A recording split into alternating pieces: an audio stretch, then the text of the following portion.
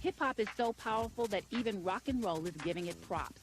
The Rock and Roll Hall of Fame and Museum in Cleveland, Ohio, just opened an exhibit called Roots, Rhymes, and Rage, the hip-hop story.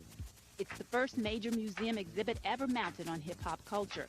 BET's Rap City, celebrating its 10th anniversary, has a section in the exhibit. Speaking of anniversaries, hip-hop is celebrating its 20th and 25th or more in some books. It's recognized as the 20th because in 1979, the Sugar Hill Gang's Rapper's Delight became rap's introduction to the world. Welcome to BET Tonight. I'm Tavis. Smiley is always glad that you're with us. We will get to your phone calls here in a moment. They said it wouldn't last, called it a passing fad, but hip-hop, like it or not, is here to stay.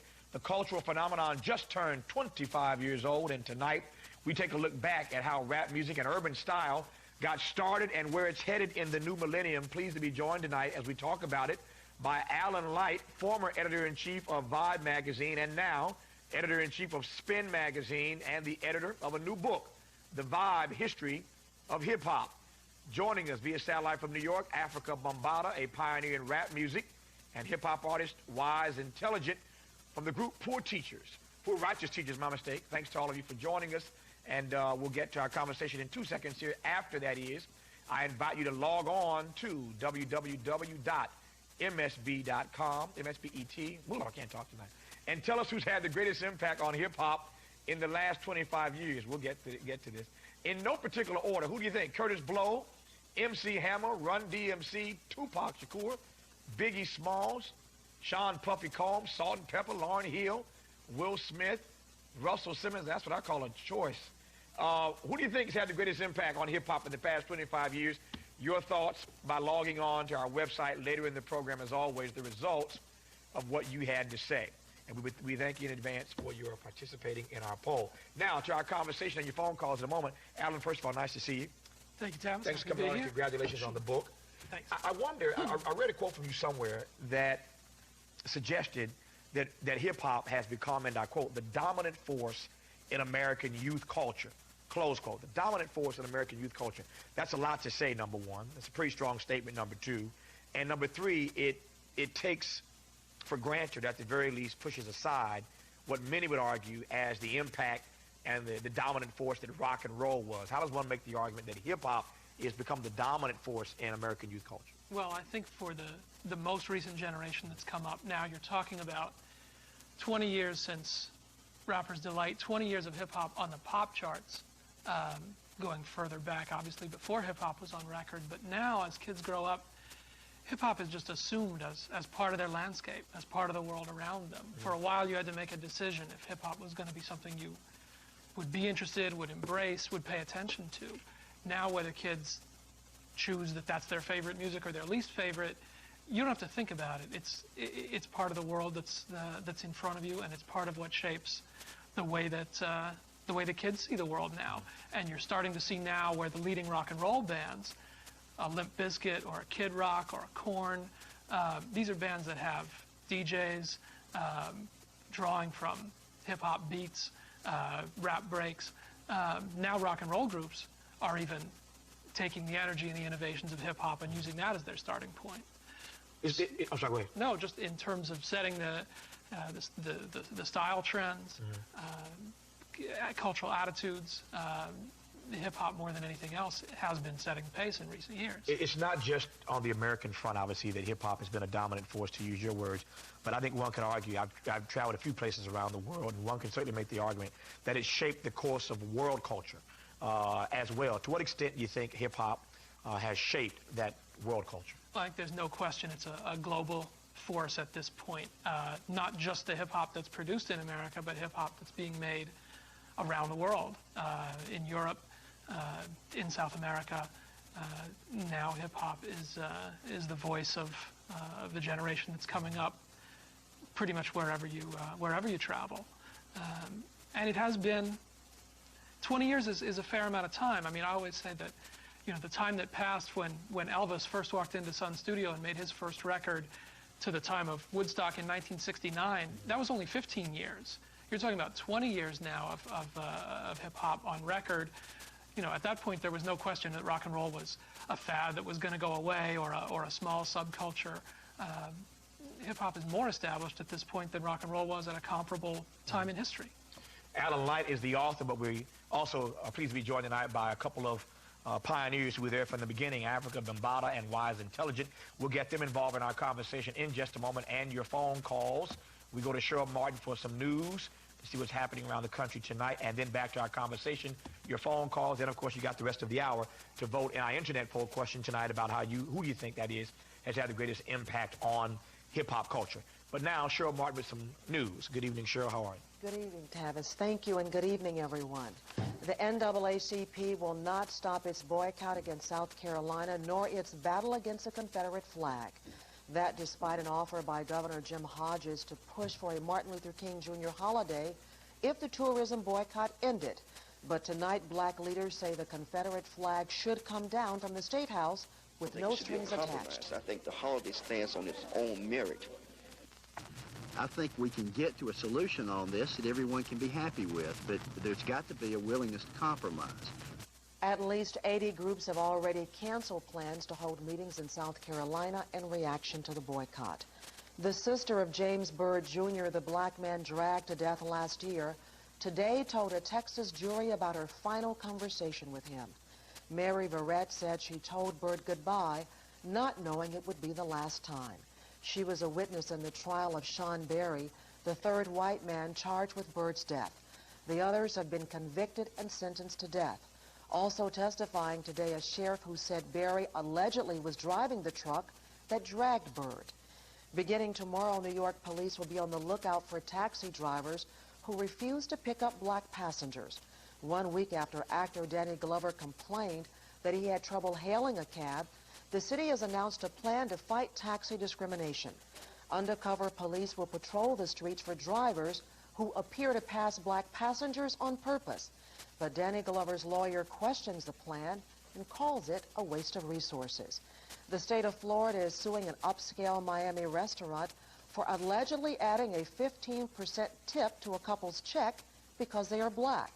The owner of the Thai Tony restaurant denies discrimination and claims he was just trying to explain what the waiter may have been thinking. But the customer said the words were clear. And with no remorse, he just clearly said, "You people don't tip good." And I said, "Excuse me?"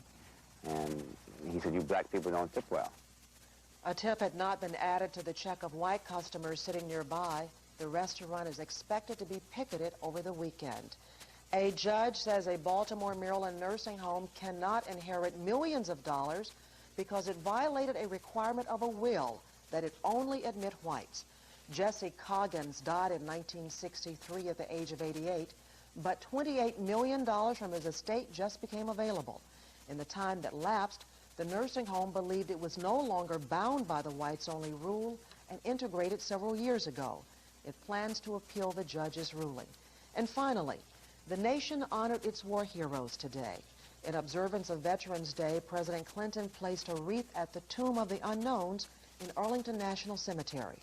President Clinton said America owed its war dead a debt it can never repay. He added, hundreds of millions of Americans sleep in peace because more than 1 million soldiers rest in peace. That's news making headlines. I'm Cheryl Martin. I'll be back later with the latest on the students expelled in Illinois. But first, after this break, Tavis and his guests discuss the 25th anniversary of hip-hop. Stay with us.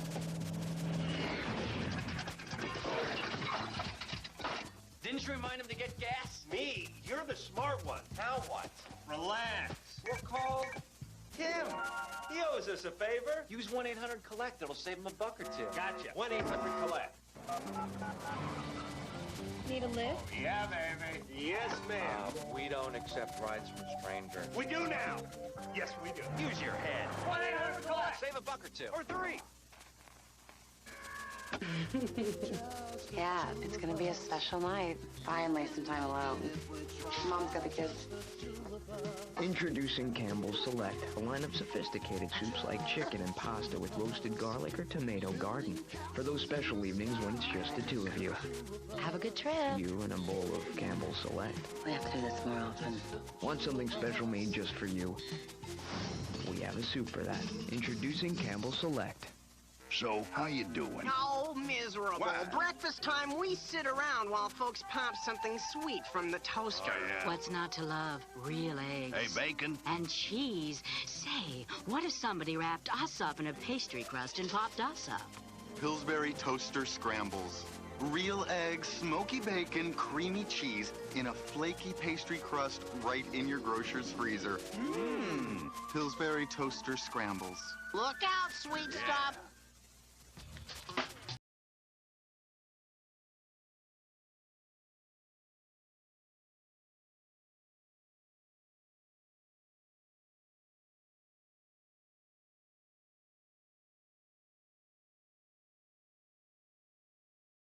Because Tim told me the answer. Welcome back to BET Tonight. I'm Tavis. Smiley. Hip-hop is 25 years young, and we celebrate tonight by taking a look at its past and where we expect hip-hop to go in the future. Pleased tonight to be joined in this discussion of hip-hop's 25th anniversary by Alan Light, former editor-in-chief of Vibe magazine and now the editor-in-chief of Spin magazine, and editor of a fine new book entitled The Vibe History of Hip-Hop. Joining us via satellite from New York, Afrika Bambaataa, a pioneer in rap music, and hip-hop artist Wise Intelligent from the group Poor Righteous Teachers. Our internet poll question tonight: who's had the greatest impact on hip-hop in the past 25 years? And man, do we have some choices for you. Curtis Blow, no particular order here. MC Hammer, Run DMC. I never bet against Tupac. Biggie Smalls, Sean Puffy Combs, Salt and Pepper, Lauryn Hill, Will Smith, Russell Simmons. What do you think? Who's had the greatest impact on hip-hop? www.msbet.com, and we will get back to the poll later in the program and give you the results of what you had to say. Before I go to Africa and Wise Intelligent in our New York studio, Alan, as the writer here, who you got your money on this poll tonight? Well, like you said, I never bet against Tupac, and I should say there are pioneers, legends not on that list, like Afrika Bambaataa, Grandmaster Flash, Kool Herc, where hip-hop wouldn't exist without artists like that. But from that list, I'd have to say I think Run DMC, first hip-hop artist with a platinum record, broke through to MTV, broke through so many barriers and sustained a long career. I think a lot of names on that list wouldn't have gotten where they were without Run DMC. So from that list, that'd be my vote. Now we hope that Alan's commentary doesn't assuage you in any way to change the vote you were about to make. Anyway, we're glad that Alan's here. Afrika Bambaataa, how are you, sir? Yes, sir. Peace and blessings. Back at you. Glad to have you on. First of all, let me say congratulations to you and Wise Intelligent. Part of this birthday, I suspect, this celebration of hip-hop ought to center around individuals such as yourselves who were there from the beginning and helped make it what it is. So I'm delighted and honored to have you on the program tonight. Let me start, Afrika, by asking you the same question I asked Alan Light earlier in the program, and that is, to what extent do you think that hip-hop has helped shape world culture? And would you agree with Alan that it has, certainly for a generation, become the dominant force in making American pop culture what it is, or culture what it is, period? Without hip-hop music and its culture, a lot of the world music would be dead. You know, with hip-hop, you know, we gave you the electro-funk, the Miami bass, we gave you the G-funk, we gave you jungle, we gave you the hip-house, techno-hop. You know, you got the go-go. All this is the flavor of the hip-hop culture, along with the DJ, the MC, the B-boys, the B-girls, the graffiti artists, and the knowledge that comes from hip-hop culture. Afrika, are you surprised at all that hip-hop took that America, I should say, took a liking to hip-hop in the way that they did? There are a lot of folk, as you know, from the very beginning, who called this thing a fad, and there were folk who 10 years into it were still calling it a fad. Folk who a dozen years into it were calling it a fad, and folk, quite frankly, 20, 25 years later, who still call this thing a 2-decade-plus fad. There are a lot of folk who just do not accept the fact that it's had the kind of impact. I wonder, as one of the pioneers, whether or not you honestly thought, Afrika, that it would stick the way that it has, so to speak. Well, I knew through the visionary that we put out there through the Universal Zulu Nation that it was definitely going to stay here for a long time. And thanks to the world community of hip-hop, like going over to Europe and to other places in South America and also into Japan and parts of Asia, a lot of these people who helped to keep the culture alive and strong today, and the unity that we put to all the people with the hip-hop culture, you know, is definitely going to go further. And as we become galactic humans, hip-hop's definitely going to be in all the other planets in our solar system. Wise and Intelligent from the Poor Righteous Teachers. Glad to have you on, man. Thanks for coming to see us tonight. Thanks for having me. My pleasure. Let me start by asking, since you are one of the people who are studied about this and know the history of hip-hop, I wonder, for those who aren't as familiar with that history, whether you can share with us what was happening in the mid to late 70s. What was it about that time that caused hip-hop to be born? I know Alan probably wants to comment on this as well.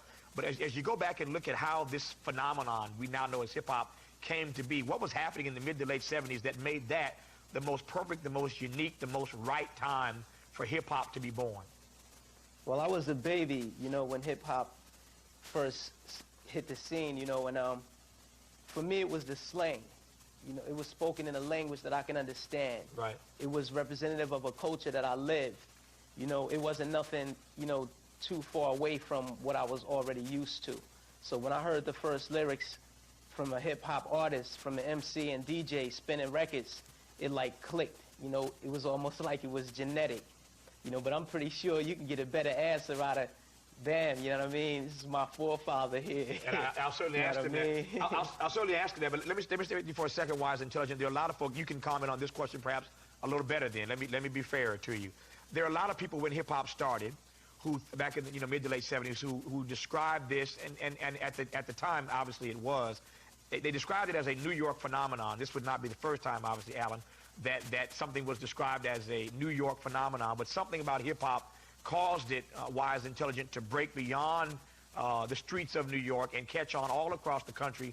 And I wonder what you think that was, that did not confine this just to hip-hop, just to New York, rather. Because it represented the struggle, you know what I mean, of urban youth. The urban youth struggle to be heard, just like the graffiti, the break dancing. You know, it all represents and reflects the culture that we lived that nobody was hearing. Nobody wanted to hear us where we come from. But hip-hop created a vehicle for our lifestyle to be heard and represented throughout the world, you know. That's why it spread like wildfire. You know, and today it's had a tremendous impact on world culture and world music. Yet even still, I'm more concerned with the black youth getting paid for their creation. You know what I mean? We have to, you know, find a way to control more of the art form, because, you know, we have Puff Daddies and we have the Master P's, but they're just a drop in the bucket to the millions of MCs that exist worldwide in these ghettos that are being treated like the 5 heartbeats by their labels. Right. You know what I mean? So it's about, with me, it's more about the corporation of hip-hop and how we can gain control of it. Hold that thought, Wise Intelligent. You are wise and intelligent, and you're also a mind reader, because I definitely wanted to go there, and we will go there and talk about whether or not hip-hop is ever going to get away from us, whether or not people who started a phenomenon should be getting paid for it in more ways.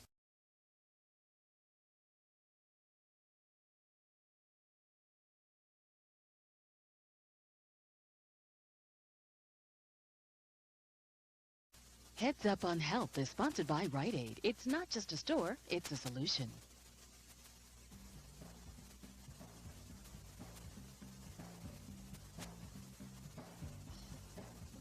Hi, I'm Dr. Ravinia Brock with your Heads Up on Health. Scientists say if you want to change the health of your body, you can start with your mind. Research shows that people who are emotionally relaxed heal faster than those who are not. Here are a few tips. Relax, exercise, eat well most of the time, and challenge negative thoughts and nurture yourself. We'll have more health news later. Sisters. Well, my sister and I, we haven't spoken in years. Who even remembers why? I wanted to invite her to my son's birthday party. It's important to me, but I didn't know how. So then I went to Rite Aid to buy the invitations, and there, of all places, I found a way to tell my sister how I felt. Rite Aid had cards for things I didn't even know that they made cards for. Like getting your sister back. Rite Aid. It's not just a store, it's a solution.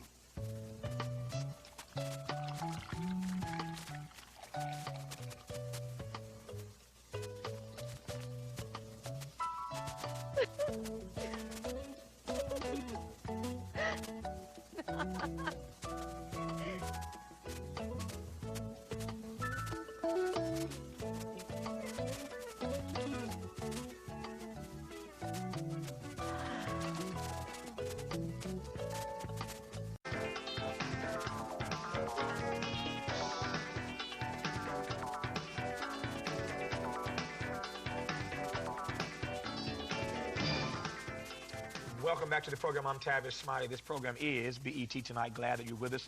Afrika Bambaataa, one of our guests tonight, could certainly be on that list. I'm pleased to have him. Afrika, let me come back to this question that I threw out to Wise and Intelligent before the break, and he was wise enough and intelligent enough to tell me that I probably, in retrospect, should have thrown that question to you, and he is no doubt right. Tell me a little bit about why you think back in the mid to late 70s, something was happening in this country, something was happening in New York that caused that moment in history to be the right time, the right place, with the right folk in New York for this phenomenon that we now know as hip-hop to come into existence. Well, that's because we was coming out of the struggles of the 60s. You know, that's when you have human rights movement, you had the civil rights movement, you had the Love Power and the Woodstock era, you had the Vietnam War. So all this was coming on from the late 60s to the 70s, and then people started getting, you know, lazy, thinking that they, you know, has made it. And, you know, disco and all this other type of scenes started coming on. And, you know, you got to go back to the funk, because without the funk, there would be no hip-hop.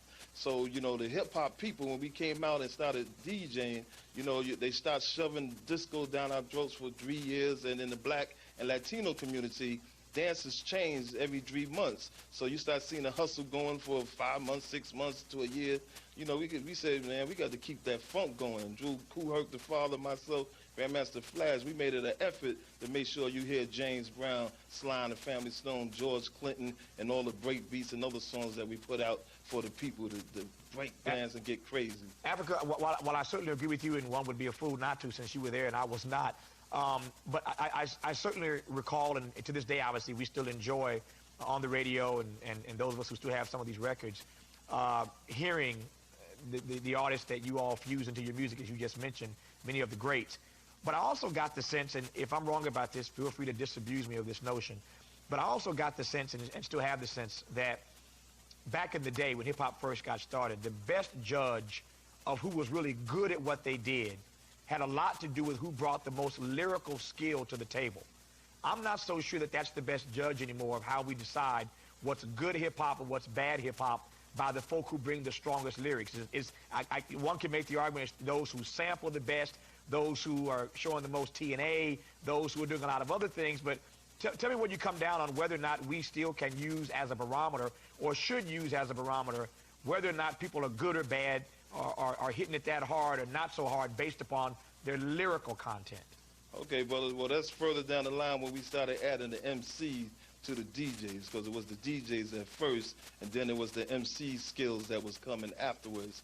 And the MC skills, you have to be dynamic when you got on that microphone, because you was in front of a hardcore audience, and they hear exactly everything you say. So you could take the rapping to fun, or you could talk about things from the past, or you could talk about sex and love, or you could talk about drugs, or you even could talk about money and murder. So you had to be very skillful in what you spoke about. And the best rapper was out there that dropped the most deepest things, or could down you, like, you know, the way he used to play the dozens back in the day.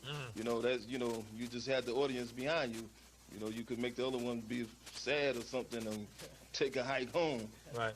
Alan, there are a lot of people, I won't go to these phone calls in a second. I'm coming to your phone calls in just a second. Stand by. There are a lot of people, as you well know, who are, there's a dispute about this anniversary of hip-hop. Is it the 20th anniversary? Is it the 25th anniversary? It is clearly the 20th anniversary of Rapper's Delight, which we all remember and love so much. But many people want to call it the 25th anniversary because it was 25 years ago that the fusion for hip-hop really started to move in this country and started to boil over. What should we be calling this? 20th, 25th? I'm not sure. Well, it's always hard to put a number. I mean, it's easy to say 20 years since the first hip-hop record, since the Sugar Hill Gang record.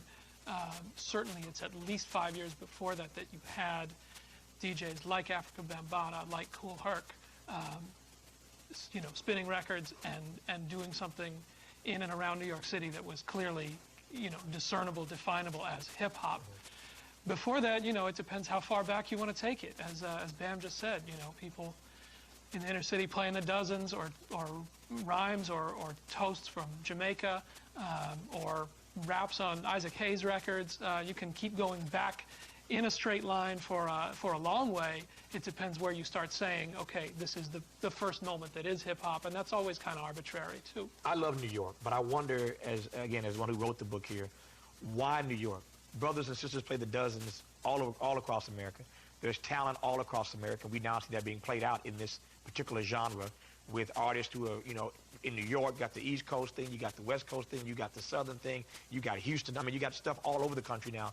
Why 20, 25 years ago, New York? Well, I think as with anything, as with jazz in New Orleans or electric blues in Chicago or rock and roll in Memphis, there's a lot of different socio-cultural reasons, and I would certainly defer to Afrika Bambaataa to back me up on this. One thing that I think was important is after the Vietnam War, you're talking about the Richard Nixon administration in the White House, you're talking about a lot of cutbacks in city schools, a lot of cutbacks in music programs, and after the excitement and the energy of you know, Motown stacks in the 60s and then funk records into the 70s, there wasn't the money for kids to necessarily learn instruments or formally learn music in city schools. And so they started to look to what they had around them, and they had turntables and they had records, and started to find a way to create something new out of the things that were most available at hand. And that's what hip-hop has always been about, using what is available to try to innovate with that. I got to take a break again. Wise and Intelligent, when we come back, I want to start with you first and ask you a follow-up to the point you made earlier, whether or not you, in fact, think that hip-hop is getting away from us. One day it won't even be a black thing, if you know what I mean. And then I promise your phone calls. In just a moment, you're watching BET Tonight on Black Entertainment Television. Stay with us. We are back in 2 minutes.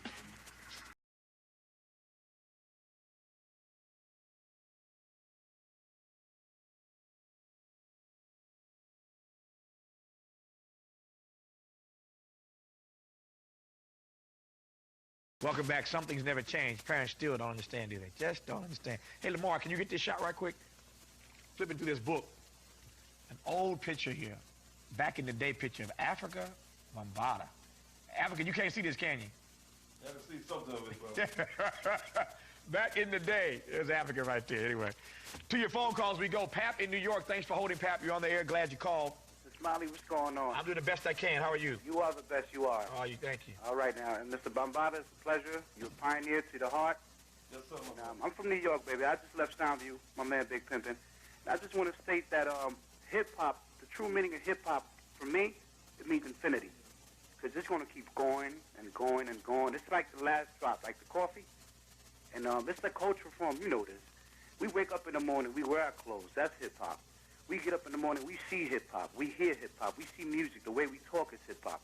And what we need to do as people, we need to take hip-hop to a different trend as far as let these little youngsters come out and see us so we can display and form it, not only just the hip-hop, but just to keep it in an extensive way that we can just show them that we can stretch this out, that it can be done, it's okay. We can wear our baggy jeans, but in a classy way.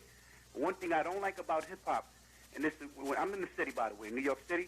You mentioned I'm in the trains and on the way to work in the morning. Right. I don't like to see these youngsters in the last cart pumping their radio. That's no good. Let me, Wise Intelligent, first of all, Pat puts a lot out there, but he raises one of the issues that I promised I want to get back to you on right quick, and that is whether or not you think hip-hop is going to survive. And I say survive, I mean survive in a way that African-American people in particular who started this genre will ever get the respect that they really deserve. Are we going to see more people taking ownership of this? Are we really, in truth, looking at a genre that's about to get away from black folk as time goes on? Well, it's already kind of gotten away from us. It's in the hands of the corporations right now.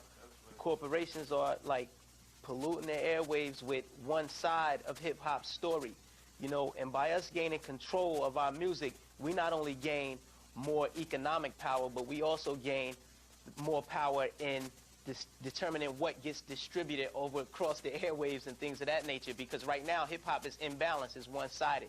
You know, right now they're letting us think that it's just all about being a thug and a go-go dancer on wax. Right. But there's rappers who come with another message, another side of the story, saying, yo, hold tight. There's a struggle here going on that we can win if we maintain our moral. Right. You know what I mean? But right now, the way hip-hop is running, it's like all about the money, it's all about money, and we're losing our heads over the money aspect of things, you know. But like I said, start your own labels like we did. Exit 7A Entertainment, the new Poor Righteous Teachers album will be on our own label. Independently ran. We need BET's help. point blank, straight up, help us out. You can find out anything you need to know about the label. It's Upstart on www.planetmeridian.com. It's on. That's the way we're doing it. We say take hip-hop back, bring it back to the streets, bring it back to the kids, and, you know, let us make money and live plush like Tommy Mottola and the rest of those guys. You know what I mean? Let me go to California and talk to Tony. Tony, thanks for holding. You're on the air, Tony. Glad you called. Yeah, I got a question. What is hip-hop and what is real hip-hop? Because you take, for example, you take a Will Smith or somebody, and, you know, he was winning at one point a lot of awards or whatever. And I know a lot of rappers like, oh, you know, that ain't real hip-hop. That ain't, you know, that's commercial. Right. So I just wanted to get on the panel's opinion what they feel about that, because rap should go, it's all kind of rap. You got the sexy rap, you got the gangster rap, you got, you know, it's a lot of variety. And that's what, I think that's what hip-hop should be built on. Tony, be building on off a different type of thing. Exactly. Let me jump in. That's a difficult, we'll start with you first, Alan. That's a difficult question. It's, I mean, asking for someone to say, to define who is hip-hop and who is not hip-hop, what's real hip-hop, what's not real hip-hop, is almost as difficult as saying who's black and who's not black. I mean, it's a very difficult question. I don't know how you answer that. Exactly. I don't know how you answer. I mean, I think that as this caller said, as the last caller said, and as you know, Bambaataa said earlier, hip-hop is about diversification, is about constant change and constant innovation. Grandmaster Flash wrote the introduction to my book and wrote, I think the first sentence is, hip-hop is the only genre of music where you can talk about anything. Hip-hop can sound like anything. You can draw from any source. That's a hard thing to define. I mean, you can talk about, you know, the elements. You can talk about the DJ and the MC and the b-boy and the graffiti writer. But to really get at the essence of that question of what is, you know, I guess in the presence of Afrika Bambaataa, I'm going to defer. I'm not going to presume to define hip-hop when we have... Bambaataa, everybody defers to you, and so will I at this moment. Let me ask you, though, whether or not you think it's getting... Let me twist the question, because otherwise we'll be here all night struggling for a definition. Brother. Yeah. First of all, we want to set the record straight. Hip-hop is definitely 25 years. Right. And before that, when we was calling it boing yoing yoing, it could even stretch out to 30 years. Right. So, and with anybody, we would debate them down to the fullest when they try to come and play with this with our hip-hop culture. Let me ask you this then, I respect that answer. Let me ask you whether or not, so we don't stay here for the next 6 minutes that I have left trying to define hip-hop. Let me ask you whether or not you think it's getting easier or more difficult to define what hip-hop is. Well, it's very hard to define what hip-hop is, because hip-hop now is a world culture. It started in the black and Latino community, but it's like when God sent his messages, he sent it to a certain people. Right. And then once the message get out there, it becomes universal. So now hip-hop is universal. So we got to look at the whole picture of hip-hop, the world community of hip-hop. Hip-hop has now branched off into different fields. You had your New Jack Swing, you have your go-go, you have the electro-funk, the Miami bass, you have your hip-house, you know, you got people who's using salsa hip-hop, reggae hip-hop. You know, it has one or two different, you know, it's versatility all over the place. We'll go to Mississippi, talk about all over the place, we're all over the country. Me, thanks for holding. You're on the air. Glad you called. Thank you, Mr. Smiley. Peace, God. Peace. One thing, the cultural aspect of hip-hop has changed to the point where it's not representing the black culture anymore. It's gotten into gangsterism to where the corporate entities that be have changed it just to make money instead of what it started out to be as a way for black youth to express how they felt about their surrounding areas, about what was going on around them, where they didn't have a voice in maybe the media as they knew then, the television shows, the newspapers, the magazines. This was their form back when Bambaataa and them were doing the basement parties, the red light parties, the rec parties, and the clubs and whatnot. And it's changed to represent something that it didn't start out to be. Let me jump in there, me. Wise Intelligent. Let me throw this at you, because this piggybacks, I think, or mirrors one of the comments you made earlier. For the sake of argument, I will yield to you. For the sake of argument, I will yield that corporate America has its hands around hip-hop, its palms and fists around hip-hop in a way that many people might not like or respect, hence you breaking out, you and the guys in the group, and doing your own record label. However, if rap or hip-hop has become something that it was not intended to be when Bambaataa started, how exclusively can we blame that on the folk who market it and promote it and sell it and make the money, when it's African-American brothers and sisters who perform the stuff that gives them the product they need to go push it? Well, as I stated earlier, you know, there's more than one side to hip-hop. You know, like the thug rapper, he exists in the urban area. He really exists. Where I grew up at, it wasn't pretty, you know, but the other side exists, the rapper that's bringing the message, right? The message of how to avoid jeopardizing your freedoms in America, you know what I mean? Losing your life, getting shot up in a club.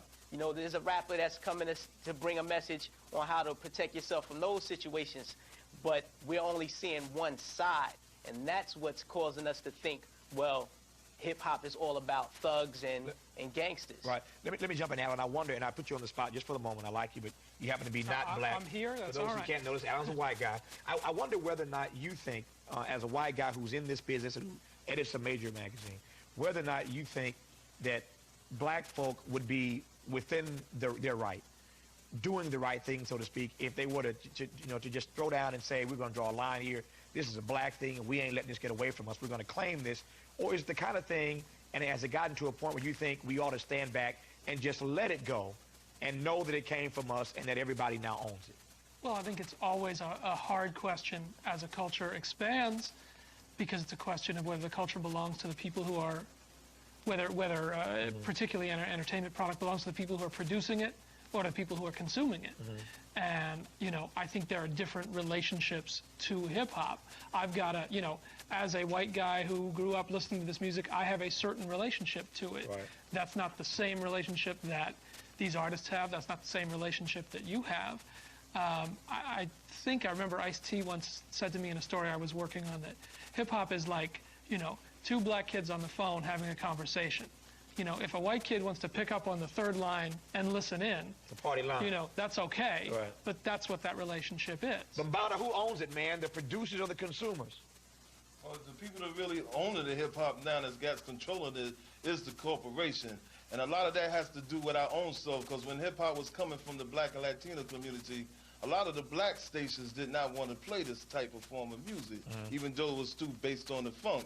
And with all these mosques and churches that we have around the country, we should have been distributed our music to our own sources. So we lost it, and now the other people have took control of it. All right, let me squeeze Sarah in Indiana in right quick. Sarah, you're on the air. Glad you called. Yep. Okay, I'm not saying all the rap that's out right now is about thugging and being gangsters and stuff, but that's what's being thrown in our face. And, you know, a lot of kids, especially suburban kids, want to be thugs, but they don't have the, you know, the street smarts and stuff to carry that out. But that's what they really want to be, and they're making fools of themselves. How can we turn it back to being positive and fun like old school was? Is there anything we can do, or has that time passed? Good question. Wise Intelligent? Yes, you can. You can call your radio station and request the latest Poor Righteous Teacher single. You know what I mean? Just call whatever you wish. So call up and request the records. You know, you have Mos Def out there with a record entitled Black on Both Sides. Get that record, you know. But let me jump in right quick. I'm out of time, Wise Intelligent. Sorry, Bambaataa, I'm out of time. I hate to cut this thing off. But let me close with you, Alan, on this point that Wise Intelligent makes. He says, call the radio stations, request this, that, and the other. You and I both know, with all due respect to the young brother here, that radio stations are programmed in such a way that there's almost very little that people can do to get them to change their playlist. They're going to follow this particular script and, you know, this setup that they already have in place. I mean, what do you think? Well, I think we always have to start from an expectation that radio stations, record companies, any sort of corporation, they're in it to make as much money as they can make. I mean, that's where the pressure is on them. As you know, as both of these artists say, there are other options out there. There are underground artists. There are artists like Mos Def. There are artists on independent labels.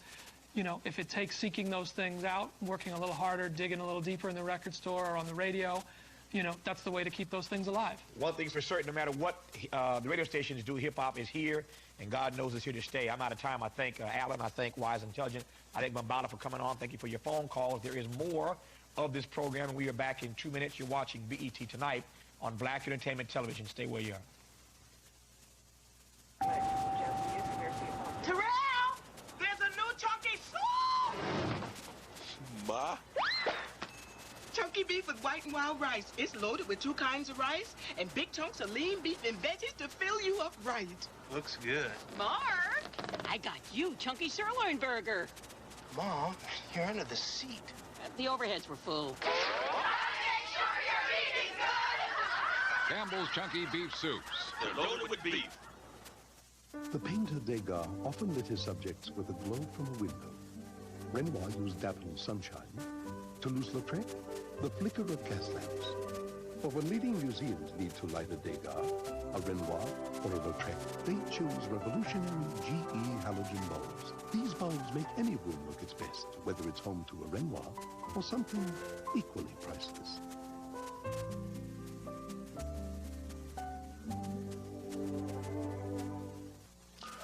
Yo, real lyrics are coming back. Only the truest lyricists will rhyme on these Swiss beats on the radio.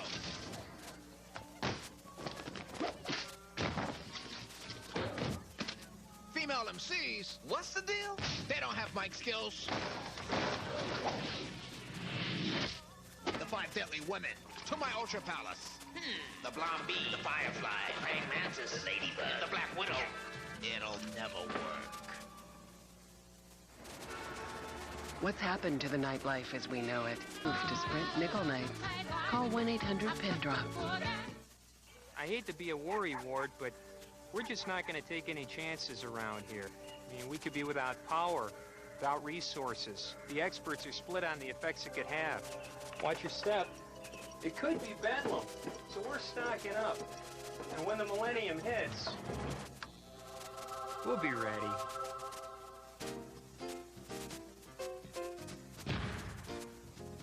Did somebody say McDonald's? Oh, yeah.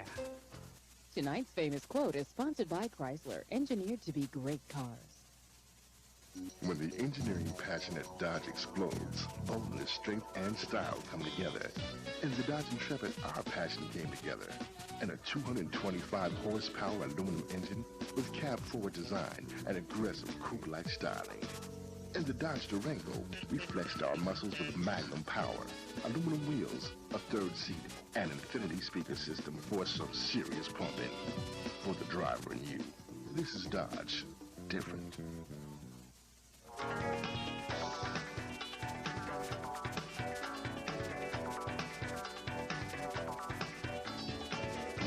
And welcome back to BET Tonight. I'm Cheryl Martin. Former Atlanta Mayor Andrew Young has a new job. He was installed today as the president of the National Council of Churches. The minister and former U.S. ambassador will lead an organization which represents 35 denominations and 50 million members. Reverend Jesse Jackson wants the Attorney General of Illinois to investigate the expulsions of 6 high school students in Decatur. Jackson wants to know if the school board's zero-tolerance policy against violence violates due process rules. The students were kicked out after a September brawl at a football game. Today, Jackson also criticized the school board for refusing to meet with the state superintendent, who Jackson says is supporting leniency for the teenagers. The Illinois school battle is the subject of tonight's commentary by Washington Post columnist Cortland Malloy. The views expressed do not necessarily reflect those of Black Entertainment Television. Thanks, Cheryl. In Decatur, Illinois, school officials have decided to suspend for 2 years 4 black teenagers who were involved in a fistfight at a high school football game. Now, had the boys been armed or high on drugs, I could see such a severe penalty. But kick black teenage boys out of school for 2 years for a fistfight? White America is really going overboard with this tendency to make young black males pay the maximum penalty for any youthful indiscretion, while at the same time giving their own children slaps on the wrist. A white youth who gets caught with one kind of cocaine gets off scot-free, while a black youth caught with another kind goes to prison for 30 years. Let even the youngest black boy have a bad day at school, and he gets put in a special class for troublemakers and scarred for the rest of his life. Misbehaving white boys are just precocious and need a more challenging academic environment. Now, I'm all for discipline, but what we are witnessing in Decatur is simply a continuation of an American backlash against justice, especially for young black men. And I do believe that Jesse Jackson's marches and protests in Decatur, which have resulted in the closing of all public high schools in that city, is most appropriate. For, as they say, no justice, no peace. I'm Cortland Malloy. We'll have more BET Tonight right after this.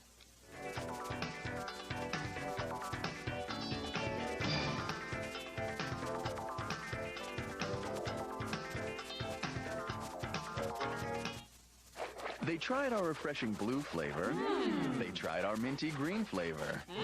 Then we told them both we're Listerine. Cool Mint and Fresh Burst Listerine. All of Listerine's germ-killing power with great taste. It's happening again. Where's it centered? I got it. It's centered on Elwood Drive. Go, go, go! Back, all civilians back. 2.7. Yeah. 2.9. Oh, I'm feeling it. Go, go, go, go! Yeah! Oh! I just saved hundreds of dollars by switching to Geico. Yeah! Geico Direct. A 15-minute call could save you 15% or more on car insurance. Hey, Tom. Good morning. Welcome aboard. Thank you very much.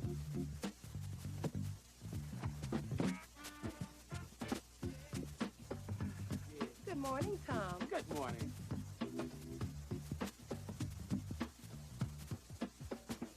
Who are the hardest working people in the air?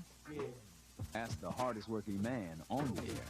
This is the flight doc, Tom Joyner. It's all about love. Southwest Airlines, working hard to keep theirs low. This is my mom. Another perfect holiday. I was 7 and Mom was amazing. She always knew to make Chex Party Mix. The good stuff, all seasoned and toasted fresh from the oven. I ate it with both hands. So did my uncle. You know what's great about the holidays now? It's my turn to be Mom.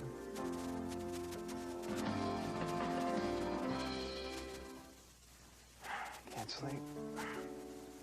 Listen, Rain? not just any rain. It's our rain. On our roof. Each year, millions of people spend their first night in a home of their own. Think it'll rain all night? I hope so. Call the Fannie Mae Foundation for a free guide to help put you on the path to home ownership and for a list of lenders and credit counselors. Announcing America's newest tire store, your Ford and Lincoln Mercury dealer. They have just the brand name tires for you. Tires designed and built for your Ford, Mercury, or Lincoln. All at competitive prices. Now the best place to get tires is from factory-trained technicians, the people who know your car best. Quality care service, the right people, the right parts, and always the right prices at participating Ford and Lincoln Mercury dealers. Coolness, lasting freshness.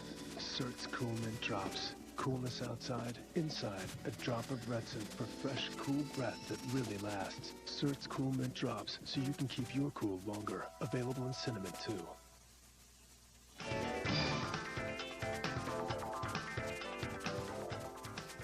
Welcome back to the program. There you see the numbers for those who had the, who's the biggest one? Oh, the numbers. Oh, okay, you took it down too fast. Tupac.